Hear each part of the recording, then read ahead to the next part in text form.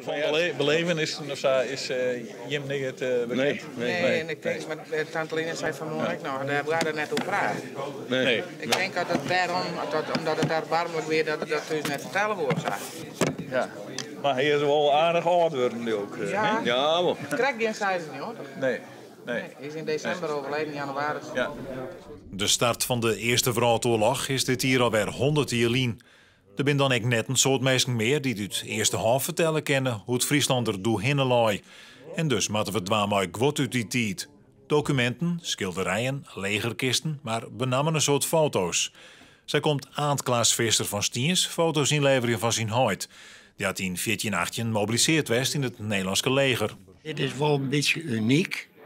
En daarom dacht ik, als ik ze nog hierheen breng, of als ze hier scannen, dan is dat van letter is dat bewaren. Want ja, ik ben de jongste, echt niet meer. En de rest weet je direct niks meer van wat dit dan is. De foto's en documenten worden bij het Tresor inscand en opslaan in een grote internationale database. Ook de voorwerpen worden zo volle mogelijk digitaliseerd. Het is bedoeld om het materiaal dat nou vooral onder de meesten is, om dat voor het publiek vers te lezen, dat de verhalen net verlengen en dat eigenlijk iedereen door de hele wereld het via internet bezinken.